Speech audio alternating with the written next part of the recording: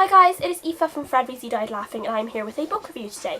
So I want to talk about The White Hare by Michael Fishwick. This is a book I received by Head of Seuss in exchange for an honest review, and this is being published by Zephyr, which is an imprint of Head of Seuss. So this is kind of a middle grade book for age 12 upwards.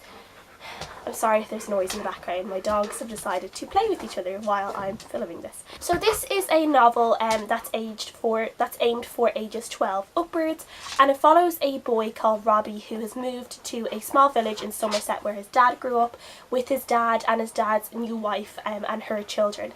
And Robbie has kind of a lot of issues. He's still dealing with the grief of his mother's death and also trying to deal with his father's very quick remarriage.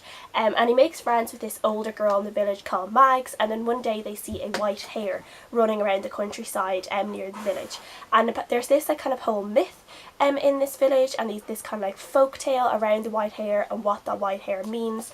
And they kind of believe the white hare signifies a woman who died and was scorned by her lover, and she's going to come back to get revenge. So there's this kind of real superstition running through the town, and Robbie kind of gets involved in this, and he kind of becomes embroiled in the whole thing around the white hare, and he kind of ends up finding his life in danger at some point in the book, and it's just really interesting. So I really loved how this was written. I immediately felt very connected to Robbie. He is the type of character that, you know, he's doing a lot of things to try and deal with all of his emotions. He doesn't quite know how to deal with all of his emotions. He angers quite easily, and he has moved, you know, his family have moved to this countryside after he did some things back in London that weren't so great, and he's still kind of dealing with the consequences of that. And I feel like his emotions really come through really well in the book, and I feel like maybe kids who are reading this who might be going through the same thing might understand a lot of Robbie's feelings and emotions and stuff around new families and new family members and stuff like that, and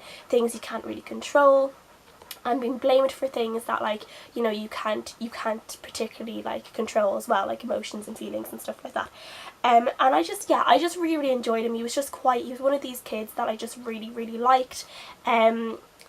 I think deep down he was a very nice kid, and he just was trying to kind of just deal with everything in his own way. And I really enjoyed his friendship with Mags. It was a bit tenuous at times.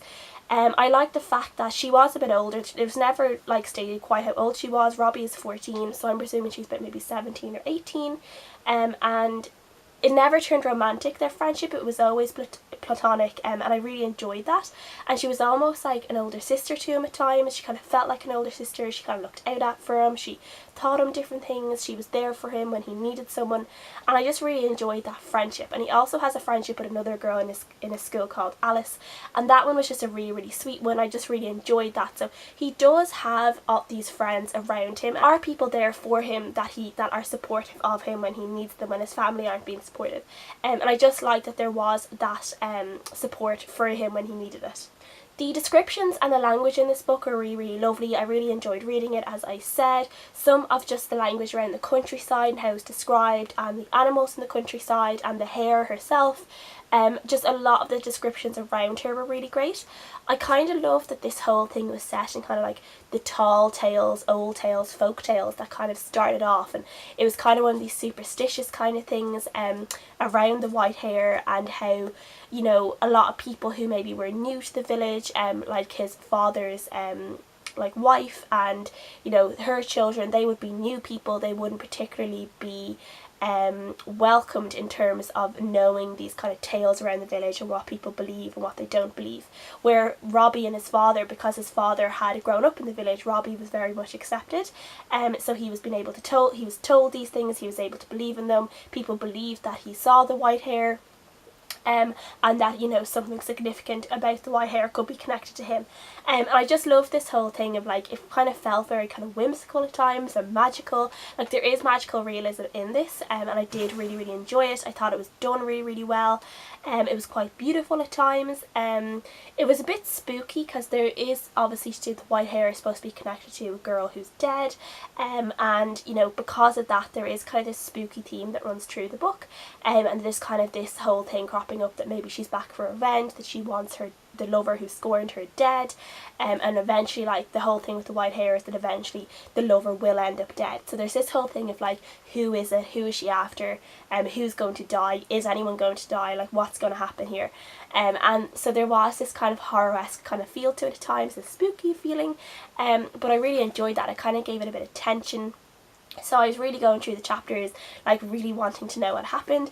I did feel like near the end, like once I kind of thought it might have finished up, there were still a few chapters left and more kind of happened.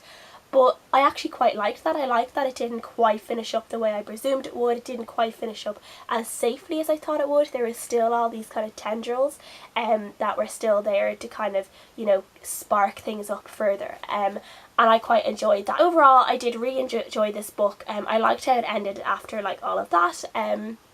As again, I really liked all the characters. I liked the magical realism in it. It was a quick read, and I gave this a 4 out of 5 stars. So I quite recommend this if people are looking for kind of a whimsical, magical story to read, and it's a quick story to read as well, but it is really, really cute. It's really great, and I definitely recommend it. So thanks guys for watching. I'll see you guys again next time. Bye.